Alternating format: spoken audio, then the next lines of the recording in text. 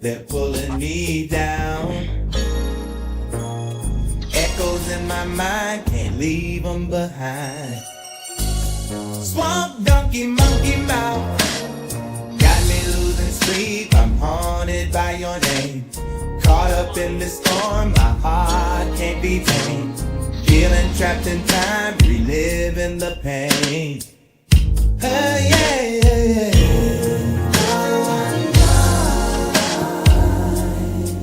Feeling heartache, we're breaking.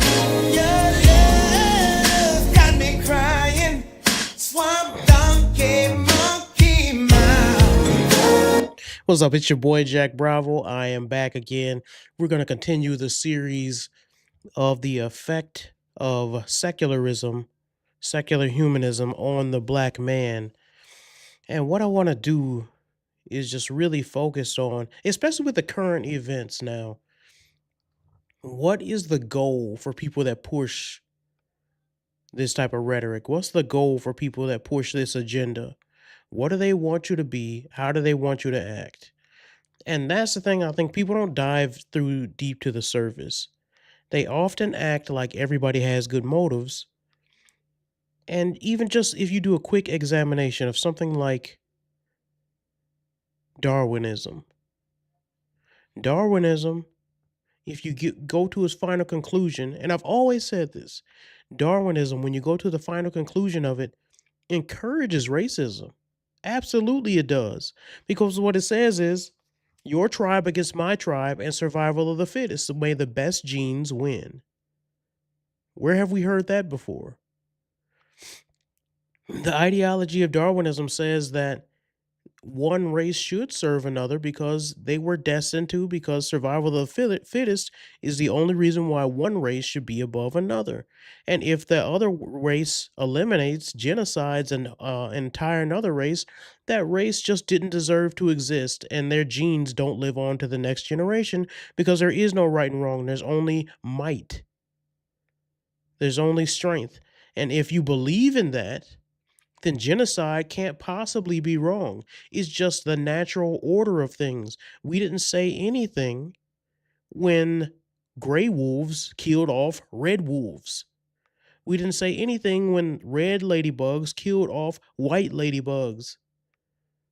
It's just the strongest survive.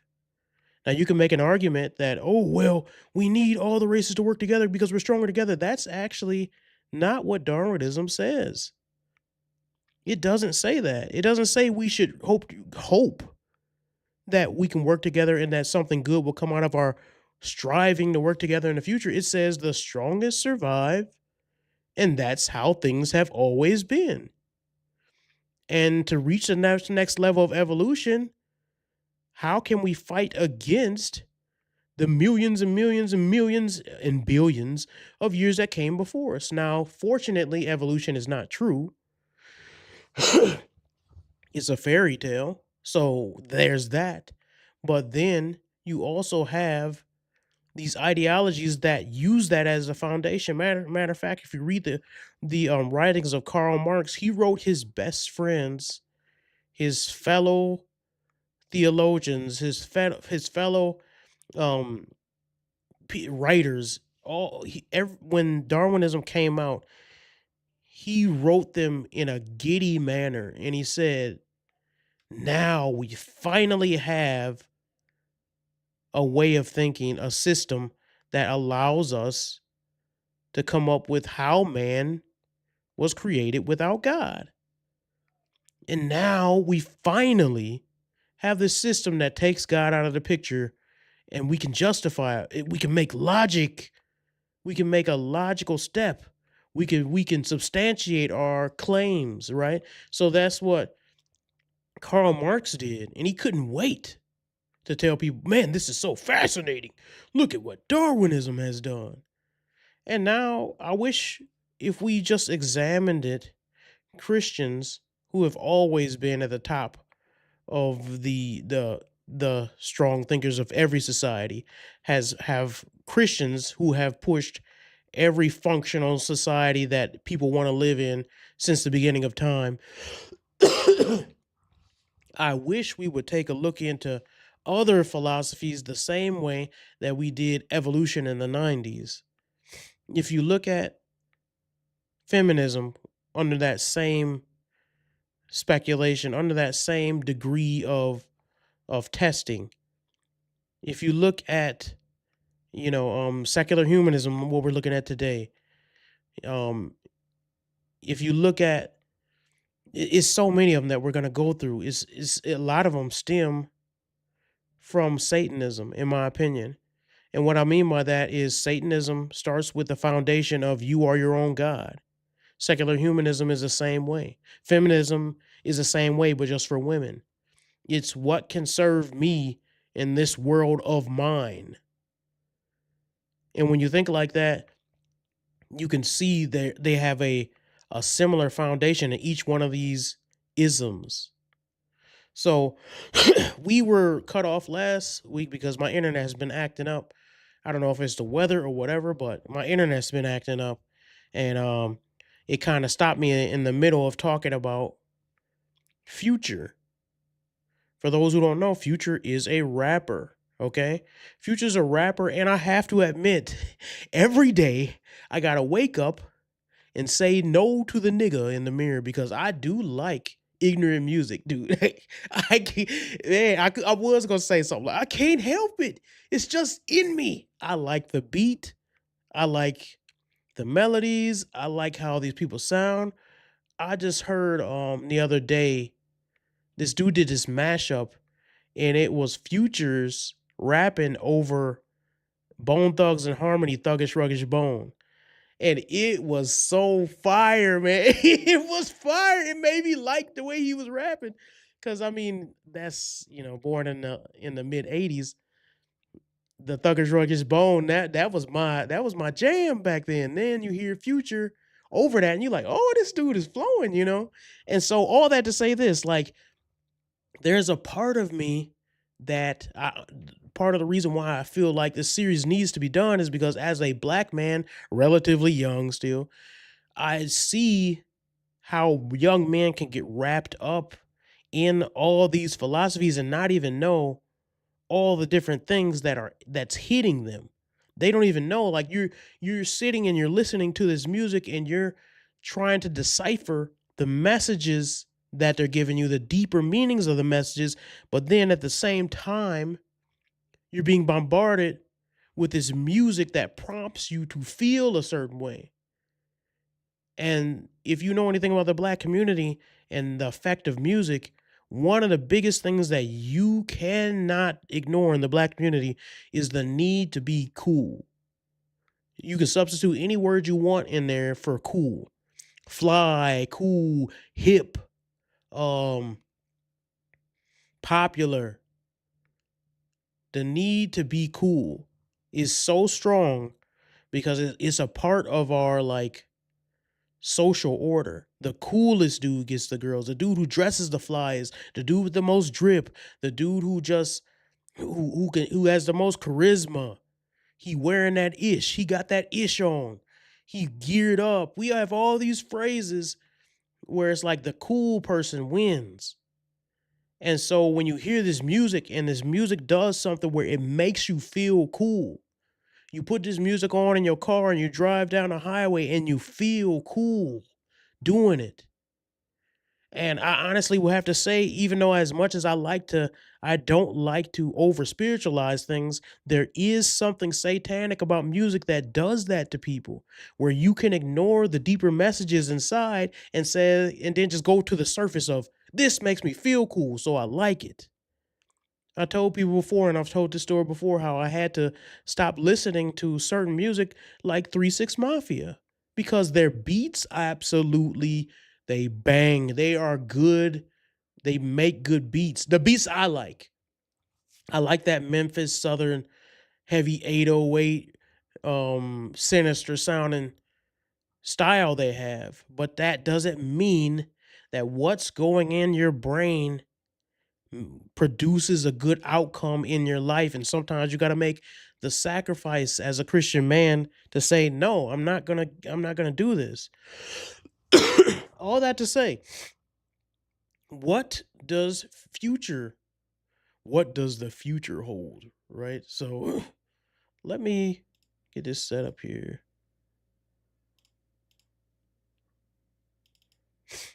We talked a little bit about this. Let me scroll down.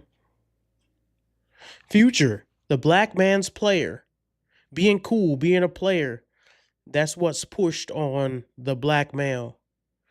We can be good without God. If morality is only human and not rooted in holy character, then good becomes negotiable, shifting with culture, power, and preference. We talked about his multiple children with multiple women, how good is no longer um, looking at sexuality as a picture between Jesus and the church and that holy union of the two becoming one flesh. Now it's whatever fulfills me, and I can have multiple women because that's what fulfills me. Who's to say that that's wrong?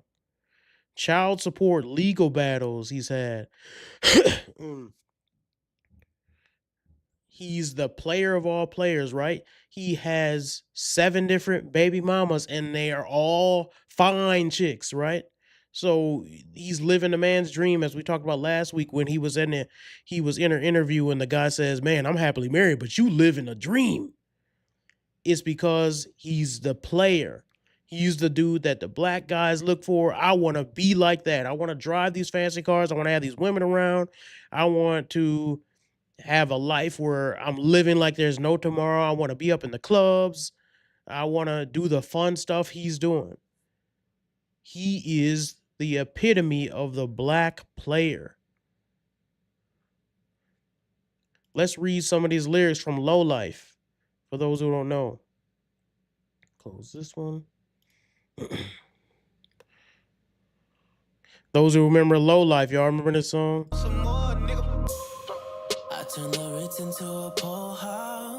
I can't play the whole song, but I'm not gonna lie to you again. I like how this song sounds. I like how the song sounds, but what's the message? You know what? He goes and he says something at the beginning, and I want to read it.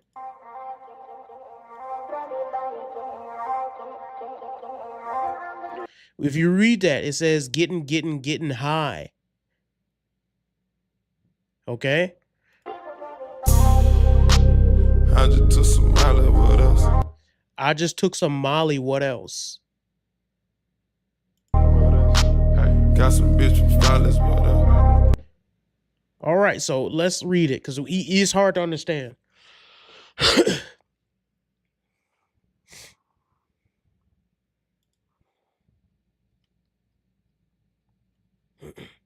Maybe I'll just copy this and we'll put it at the bottom here. And then I'll make it big so we can read it because I don't like when people read stuff and you can't see what's going on. People act like everybody making things up on the internet.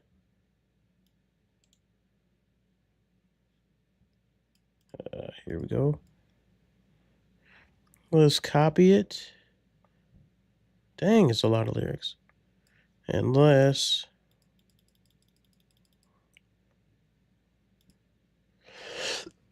Excuse me. Sorry, y'all. I'm gonna be coughing. I'm still getting over sickness.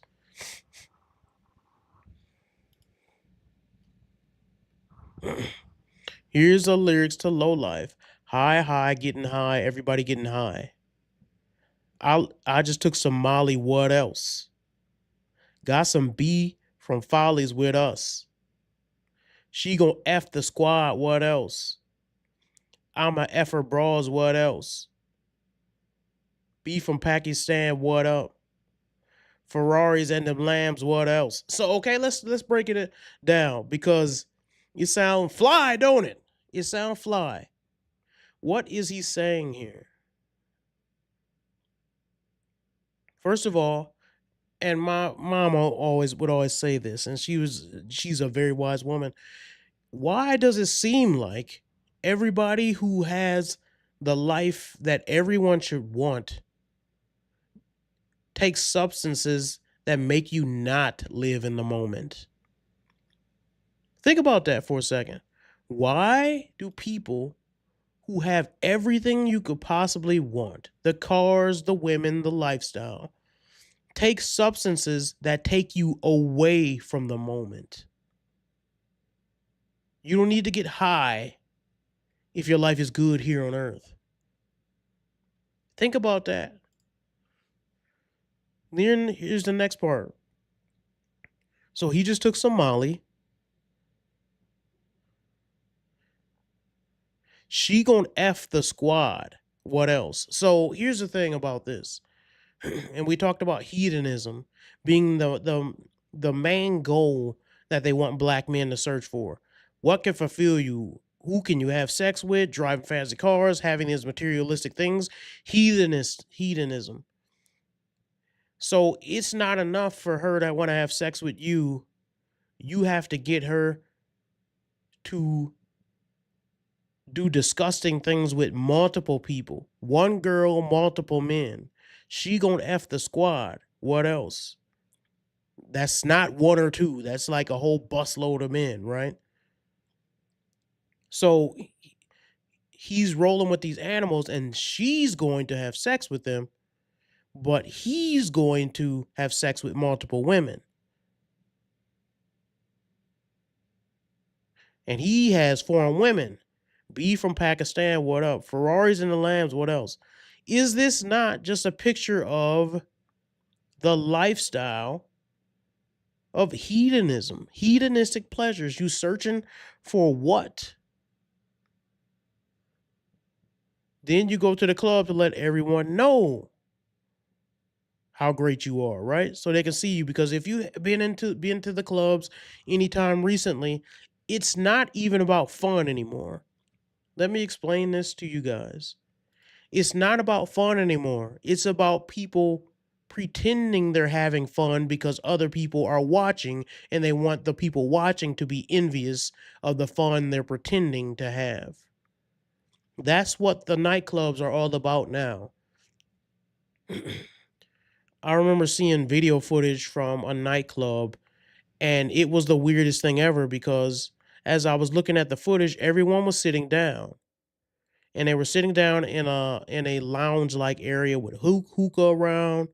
Nobody was really dancing. And then something odd happened. A girl took out her phone and she holds it up like this with her friends in the background. And guess what? They all started dancing and sticking their tongues out and saying, "Hey, hey." And then she put the phone away and they all sat down and they got back on their phones. What's the psychology of that? It's more important to look as if you're having fun when you're out than actually having fun and living in the moment.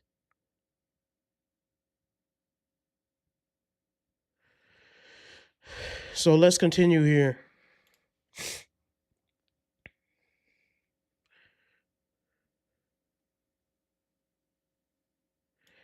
And this is where Weekend is singing. I want to get back to Future's part. But this whole I'm always repping for the low life, repping for the low life, low life, low life. I'm repping that low life, low life, low life. Yeah. Okay.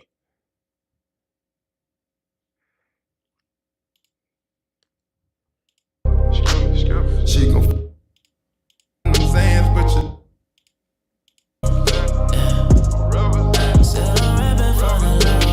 All right. So that's that course that I was talking about where you just keep saying low life, low life, low life. wake up, take a sip of Ace of Spade like it's Sparta. I like how that sound, dude. I'm not gonna lie. This is why you gotta catch yourself. Wake up and you take the ace of spades like it's water. Na, na, na, na, na, na, na, na, na, na, na, na. It's very catchy. And if you don't watch yourself, you will find yourself going, ooh, ooh, ooh, right? Because it's easy. They would not be famous and successful if they did not make catchy music. I'm not saying it's trash. It's not. Future is very talented when it comes to making catchy music. Do I think he's a lyricist? No. Does he make catchy music? So here's Wake up and I take this ace of spades like it's water. I've been on the molly in the Zans with your daughter. Here's another thing that you see in rap that they do often. It's not enough to be with beautiful women. They have to disrespect you while they do it. I've been on the molly in the Zans with your daughter. Why you gotta be with my daughter? Why? What did I do to you? You know, and the thing about it is the reason why is it's like it's not enough to have fun. You have to dominate. I can't just be on a cruise ship with girls that I like. I'm taking your girl, your daughter, your wife. Because what happens when I have to reach the next high, when I have to reach the next fulfillment? I can't just be satisfied. I can't just be satisfied with whatever I'm doing. I gotta up the ante. It's not fulfilling to just have beautiful women. They have to be beautiful women that I took from somebody else. They have to be beautiful women that belong to somebody else. And I was so alluring to them that they broke everything that they were taught. How many rap songs have you heard from whether it be Jay-Z, Future, Drake, about a girl coming to a hotel and she had to take her wedding ring off before she got down with the team? And what that's saying is we made her give up all her morals for one night with us. She gave up everything for a chance to sleep with us. So, sorry, I'm skipping ahead with all this stuff right here. Let me go back to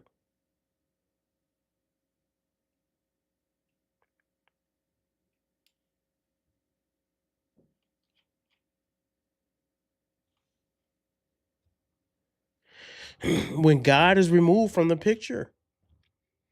And we talked about this, but I can't restate it enough. From a biblical worldview, removing God leads to redefining good as whatever brings enjoyment and validation. This can minimize the spiritual consequences tied to sexual promiscuity, fractured families, absent fatherhood, self centered living. Keep in mind, I also said this last week. I'm the one who wrote these points down. The only thing that I go for that I do with AI is I have it restructure my paragraphs. Sometimes I'll have it put some points in where I'll make a point, but I'll have it restructure it so it's more organized and easy to read, and I have it add pictures. But these are things that are my thoughts. Future is a case study here. And does he not fit all these qualifications? Sexual promiscuity, fractured families, absent fatherhood, self centered living. It's not about what you can do for your community or your wife or your family. It's about wrecking families for my own enjoyment. I'm going to this place with your daughter and I'm doing illicit drugs and having a party time with your family. So I'm screwing up you just like I'm screwed up because it gives me a one night or a moment or an hour or 5 minutes of fulfillment. Here comes the favorite lines. I've been on the molly in them Zans, but your daughter. If she catch me cheating, I won't never tell her sorry. He said that line twice. He said it twice because he really mean it. I really mean it. If she catch me cheating, I will never tell her sorry. If she catch me cheating now, I will never tell her sorry. Why does he say that? Think about this. And a lot of the red pill dudes have claimed this as their mantra, as something that they uphold. And I understand where they're coming from because every guy has a sinful nature inside of him where he does want to be a player. He does want to go and get back the girls that did him wrong in society. And every man has been done wrong by women in some way or another. I mean, once you reach a certain age, you have. And what I mean by that is every man has experienced going somewhere and not getting the attention when you feel like you deserve it. Going somewhere and treating a girl nice and then she go back to her evil ex-boyfriend. Going somewhere and buying a girl a drink and then she leave with the rapper. Going somewhere and trying to show a girl respect, opening the door, and then you see her kissing the thug at the end of the day with the tattoos on his face. And the dudes, after a while, what happens to you psychologically is you say, why am I doing all this work? Why am I doing all this work to get scraps? And you become a bad guy. Most dudes have gone through this. And you say, okay, well, if y'all like the thug, then I'm going to be the thug. If y'all like the criminal, then I'm going to be a criminal. If you like the dude who got all the money and treat you like trash and use you and throw you away, I'm going to be that type of guy. But here's the problem. It's not fulfilling. And in fact, it fills you with hatred in your heart because now you're using your power that you obtained for the specific reason of revenge. And when you try to live life like that, you end up hurting yourself more than anybody else. You end up hurting yourself because now you're sleeping with these women, multiple women, and some of them might be good girls. Some of them might be girls you done convinced to get in your bed. Some of them are whores, but the reality is you're hurting each one of them. And you say, I don't care. They was out here hurting. They gonna sleep with somebody anyway. But you cannot sear your conscience without feeling that burn. You're gonna feel the burn when you sear that conscience. Every night that you go out and you bang different girls, you have to look at yourself in the mirror and say, she wasn't a whore before she met me. Some of them are. But I made her and pushed her further down the road of being a whore because she really likes me. Now she's obsessed with me. Now she's calling me all the time and I just used her. Now the next dude she's with she's never going to trust a man the same way. And I contributed to that. And you may say, I don't care, but that's because you don't know God. And if you did know God, you would know. Even women are created in the image of God, deserving of respect. There's two different types of respect, the baseline of respect and the respect you earn. They deserve the baseline of respect. And so if you catch me cheating, I will never tell her sorry. If you live by that, then what you honestly saying, even if the girl is a whore, is that you don't care to answer to anybody. The morality you live by is the one you made, not one of God. You're sleeping around to fulfill yourself, your desires, because you are God. And that's a secular humanist way of thinking. Put my needs above anybody else. And they would argue, and each one of them would argue. Everybody who sleeps around argues is, I'm not hurting anybody by doing this because the girl's getting something out of it too. She was trying to get something from me, so it's okay.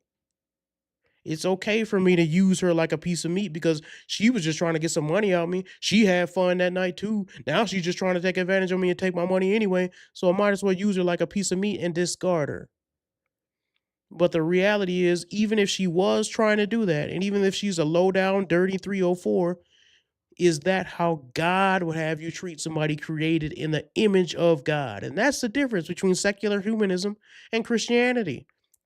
As a Christian, even if someone is trying to take advantage of me and do me in the most evil, despicable way, do I have the right to repay evil for evil?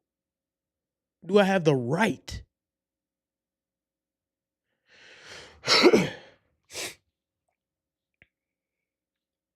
So let me look at something. I'm going to show you guys the rest of this video because we didn't finish it. Oops, sorry, hit my mic. Hopefully that didn't jack up the sound. A few. Let's go back here.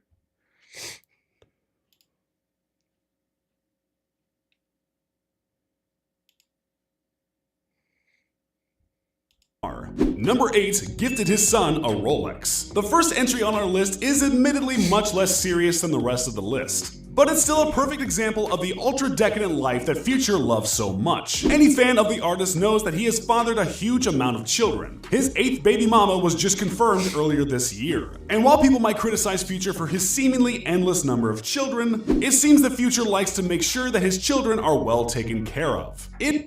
Here's the problem. Remember we talked about this.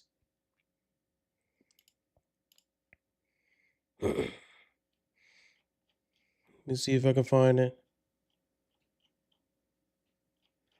I'm off. I had some points here.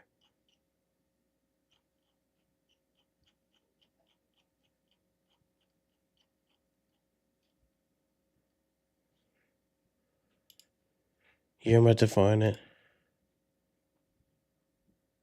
Well, while I do that. So basically, when you're looking at secular humanism, since it's all about fulfilling your own desires, you become the arbiter of whatever is right and wrong. We in the Black community have taken that it is good that I'm not in my children's life as long as I can give them things that I never had. It's good that we're not married because we're not good for each other. It's not healthy for me to be married to the little boy's mother or the little girl's mother because it's not a healthy environment, but I'm a good father because I can give them these shiny things. And you see that it's prevalent in all of the Black community. Oh, we ain't married, but he pay this much in child support. We ain't married, but I take care of my kids. We ain't married, but all my kids got Benzes. And it's like, is that what the Bible says defines what is good? What is good? Here we go. I found it. You can be a good father without being married. You're a good man for spoiling your kids and not showing loyalty. And what this does in the Black community is creates this dichotomy where we're still ghetto and still angry and still fatherless and still ignorant, but spoiled in the same way and this comes from the mother and the father. And this is something that you only see in the Black community. Kids will have money but still be thugs. They'll have money and still be thugs. And you say, well, dude, why is he acting like a thug? He still got money because he's spoiled, but he's also raised up in a situation where he has a thug, successful father who taught him to hustle by any means necessary. But his mom got money because she's a nurse, and he got money because he drives a truck, and he stopped selling drugs. But then you got this little kid who still, look at T.I.'s son, same way. My dad taught me that being a thug, and that's how he made it. So I'm going to do the same thing, even though I have no reason to steal, kill, rob, carry a gun. Be in a gang. I have to do that because being cool is at the top of the hierarchy for the Black community. And so therefore, I'm going to pretend like I don't come from money and still engage in thuggery. I see it all the time. Be loyal to yourself above anyone else.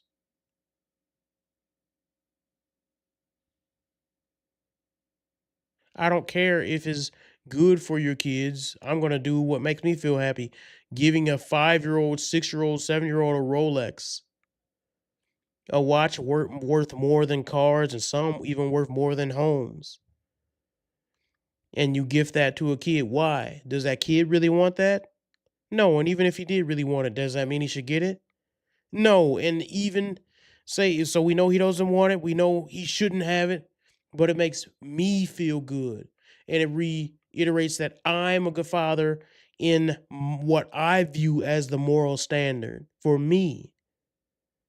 In May of 2019, it was revealed that Future had gifted his son a brand new Rolex. While this doesn't sound too crazy at first, it becomes a little stranger when you realize the Rolex was gifted for his son's 5th birthday. In a video posted by Future himself, his son, affectionately referred to as Baby Future, unboxes a brand new gold Rolex. He doesn't even understand what he's even holding.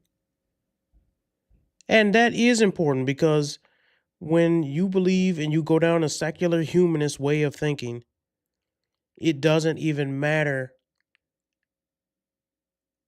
the implications of what he's doing. It doesn't matter that you're spoiling your child and you're teaching him that he's not gonna have he's gonna get all these goodies from daddy. Goodies that he doesn't have to work for, that he doesn't have to attain anything through labor, hard work, building character and integrity. He's just been gifted something that most people won't even be able to afford after years and years of working. That's just going to be given to him because Future is a good daddy. Right? And so you see these things, and that, here we'll go to the next one. That's a secular humanist philosophy. His baby mamas. While we're talking about Future's plethora of children, it would be remiss to not discuss his relationship with the various women who have fathered his children. The very same month that Future gifted his son a Rolex, he also sent out a bevy of tweets wishing a happy Mother's Day to the 6 mothers of his children. An additional 2 women would be confirmed as the mothers to his children a year later. And while it's hard to imagine some well-wishing tweets at the center of a controversy, Future caught some heat for his apparently uneven level of praise. Despite the fact that I could care less about the even level of praise, but I do care about the fact of what are you creating all these children for with no loyalty to their mothers? Even if you're rich, because he's obviously a multimillionaire, what is your plans for teaching your sons how they should operate to break the cycle that you see in the hood? Imagine that they grow up and they live in a different world than you, and they can't make it the way you did, and they go out and they want to meet a girl. What are you teaching them? How are you teaching them? Should they go out and have 6 different baby mamas? If that's the right thing to do, if everyone was doing it, would the world be a better place or would it be a worse place? And you got to think, secular humanism, the logical conclusion is I live for the here and now. I don't care about the next generation because I'm not going to be here.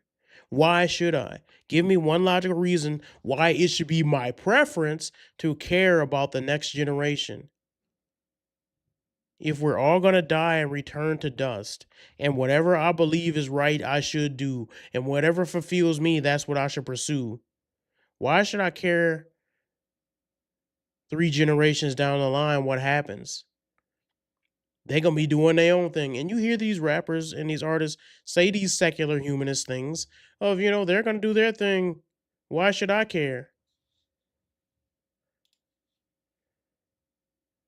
each tweet had its own personalized message for each woman, the use of the phrase real one in about 2 out of the 6 tweets caused fans to criticize stranding a model in LA. Perhaps one of Future's most infamous scandals occurred in 2018, when he met up with a rising Instagram model named Shamartris Winsett. According to the model, the two had been talking on and off since March of that year, and Future went as far as bringing her to the studio on several occasions. In May, Future asked the model to fly out to LA to see him, and asked— This is typical, and we could, one day we're going to break down the effects of secular humanism on the black woman, because what would lead a woman to fly out to a rapper unless she has the wrong type of motives, right? Because women can be sexually promiscuous and it has nothing to do with men trying to push them to that or lure them or nothing like that. Women are just as evil as men are. They have a sin nature just like men do. But what I would ask is, from his perspective, how many times does it take to do this for you to feel fulfilled? He could fly out a different model every night, 2 times a day, 3 times a day, as much as he wanted. And this is why society is getting messed up right now. And I have to speak to this because It's not all men who are screwing all women. It's the top dudes like Future. And some people say, "Oh, you're talking from jealousy because you wish you can do that." No, what it is this: there are men who are at the top who got there because they got skills, whether it be basketball skills, football skills, musicians, or doctors or whatever, and they're the top 1%, and they're using their power for evil instead of being men of integrity and character. And so they get to the top, and just like he flew out this young lady, he'll do that several times a week, 365 days a year. So after 3-4 years of doing that, he slept with thousands of women, if not more. He slept with thousands of women. And those thousands of women, the effect that it has on them is they go back into the real world and they start to believe that all men are dogs like Future is. They start to believe that, oh yeah, Future, he called me out there for sex and then he used me up and treated me like a piece of meat, and they don't take responsibility. Yes, we have to admit that. They don't take responsibility. They play the victim, but in their mind, that's how they really see it. And guess what? They treat the next man like a piece of trash because he ruined them. And yes, they bear some responsibility, but it doesn't change the fact that when you play with the sharks and then get dumped back in the water, the regular pool with the guppies, you will never be the same. It ruins a lot of these women. The fact that men like Future are sleeping with them by the thousands, and then they go and try to find a regular man to be married. A lot of them get divorced afterwards because they're like, dude, Future had me on the yacht. And he does bear some responsibility for that because he has to take ownership for what he's doing with his power. They're not thinking about legacy. They are not thinking about what the future has for society. They don't care about their effect on society. It's about what I can do to fulfill myself. It's not wrong because it makes me feel good. Her to pay for the price of her own tickets, promising that he would compensate for her flight when they finally met up. And when she arrived in LA, she found out that Future had invited her with the hope of a more intimate encounter. When Witset refused because she felt she had not gotten to know the rapper well enough, he essentially ghosted her. Witset found out her hotel room had been booked for only one night, and Future refused to compensate for the cost of her flight. When the model confronted Future about the issue, he responded with a simple, "Nah, I'm good, love." The response became the center of many memes, and was This is, some will find this kind of funny, and I kind of would say, listen, okay, she got what she deserved to a certain extent. She tried to come out there and take advantage of a rapper, and she ended up getting played herself. He was like, "Oh, you ain't finna put out? Well, then I'm sending you right back home." He paid for a flight back home, and then she tried to contact him again, and he said, "I'm good, love." He wasn't rude about it. But what I will say is this: what does that say about his character? What does that say? Because as a black man, what does knowing this push out to the young men? It's like, if the girl cannot give me sex, she is no good to me. And there's another side of this, yes. And that's what part does a woman play in it? We can talk about that. But today we're talking about, what do men do? What does secular humanism say black men, how they should operate? How is it attacking us? And it wants us as men to be players, to sling your seed, to have no self-control, to live your life about who the next girl you're going to F. And you treat her like a piece of meat and you pass her to the next one. If she don't put out, you find her friend. How many rap songs have you heard that say that? If she don't go, her friend is going to go. And is that what people are? Is that what sex is? To treat somebody like a piece of used meat, and if they don't go, find the next hole. The next girl who's willing to put out. Is that what we treat people who are made in the image of God? This is why we need to get back to teaching the scriptures to young men. Hold them to the scriptures, not to be scared of their wife. Michelle says, what did she think was going to happen? Yeah, yes, I agree 100%. And we'll talk about that from the perspective of, like, when we talk about how secular humanism affects the woman, the black woman specifically. What did she think was going to happen? She obviously is very stupid because you're trying to play with a player. And if you know anything about these rappers, they get around. They're not going to treat you like the only one. They're not going to go out and take you shopping on trips and you don't have to do anything for them.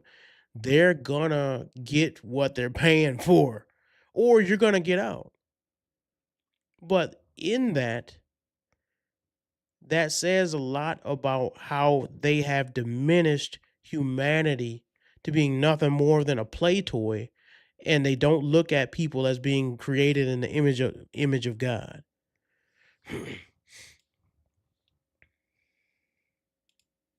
Sorry. Future is not new to saying some pretty controversial things on his songs. But when he was prepping for the release of his 2017 album, Hendrix, even Future felt it was necessary to warn his audience that the album may contain some shocking material. In an interview with Zane Lowe in February of 2017, he mentions the potential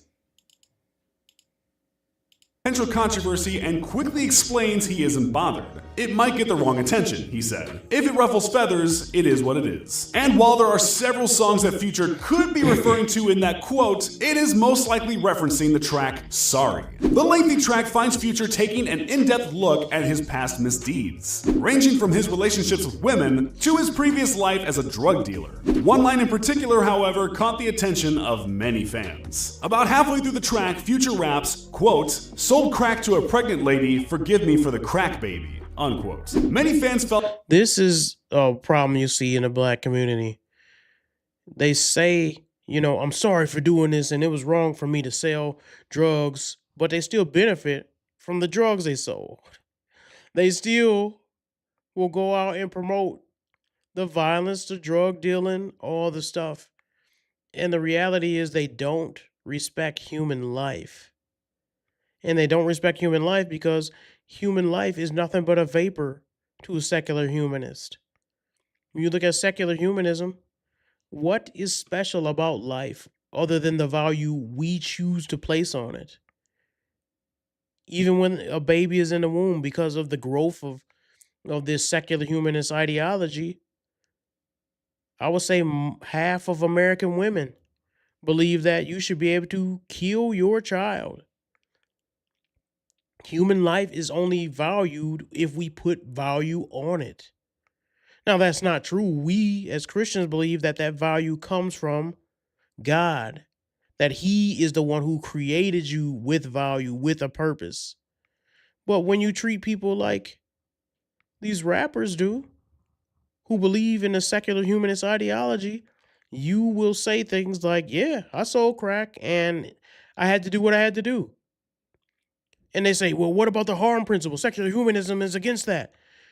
They would argue that it's doing more harm for them to be in poverty and they're only selling drugs to get out of poverty. And they have their reasons, they can reason out of it that the harm that they're doing is causing much more benefits than it is harm. That if it wasn't for them selling crack, they would be in poverty and they would starve to death. And you white liberals would have to agree because y'all are the ones who push that message to them every day, day in and day out. Poverty is the most evil thing that the black men have ever confronted, and anything they need to do to get out of the worst evil that ever existed, which is poverty, they should do. You have pushed that into them. And so now when they say that argument, they can actually make the argument that it's not doing as much harm as it is doing good to sell drugs. Let me see. that the line, true or not, took Future's reckless persona too far. The rapper drew criticism for his blunt depiction and the devastation and destruction of a family with an air of seeming dismissal. Future, however, kept true to his words when he spoke to Zane Lowe. He took the criticism in stride and never formally responded to the backlash over the line. The guy definitely seems to have tough skin. Number 4, hiding his sobriety. In January of 2019, This is important because you would have to say, what is wrong with lying? What's wrong with it? If there is no God, can you lie? If there is no God, what is so bad about not telling the truth? Future made one of the most shocking announcements that he possibly could. He was, and had been for a long time, sober. In an exclusive interview with Genius, Future revealed that he had gotten sober quite some time before the announcement, but had hidden it from the general public for fear of his fan base reacting negatively. According to Future, he feared the critics would judge his music with a different lens if they knew the truth, and he was worried fans would blame any perceived decline in quality on his sobriety. And while Future... So he would rather lie to the public and say that he's not sober because he makes music for drug-fueled idiots who like to hear stuff about dirty Sprite and drinking codeine and all this stuff. That's the type of music that he makes. So he knew that he would lose followers and lose listeners if he said he was sober. So he didn't tell them he was sober. Is that wrong? According to secular humanism, is that wrong for him to say, listen, I have a family to take care of. I got 7 kids. I got a whole system of people that get paid when I get paid. And I would have lost a certain percentage of my money if I told them I was sober.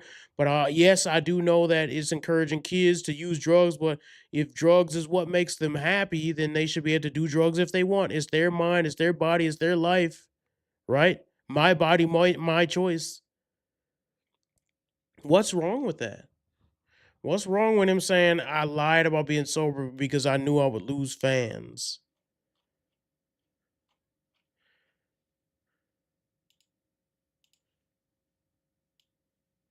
Is it wrong to lie?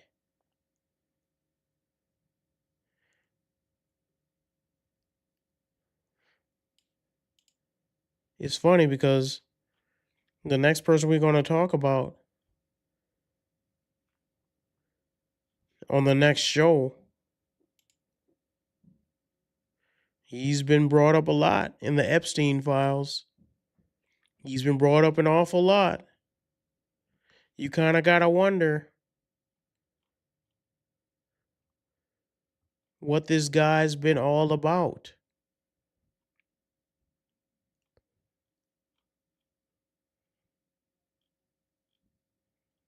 In this movie he made, The Book of Clarence. Y'all remember that? We're going to be talking about that. And the importance of it, when you got somebody as powerful as Jay-Z, you will be a fool to act like he does not have an influence on black culture and black men. He's the epitome of success. And what people will say, when they talk about power couples, Jay-Z and Beyonce is a power couple. I want to be a power couple. I want to have a legacy. I want to have generational wealth like Jay-Z and Beyonce. But what do Jay-Z and Beyonce push? And I'm just talking about the simple, they're Satanist. I'm talking about what ideologies do they push? If you had to break it down, what do they tell you to be? What do they tell you to believe? People often simplify stuff and then they miss the message and then they don't know when that message is hitting you right over the head. Like I said at the beginning of the show, with Darwinism, what's the end of Darwinism? If you believe it, what should you do? If you believe in evolution, what's wrong with genocide? I have not heard a good argument for it. And so we'll keep doing this series. I've been thinking about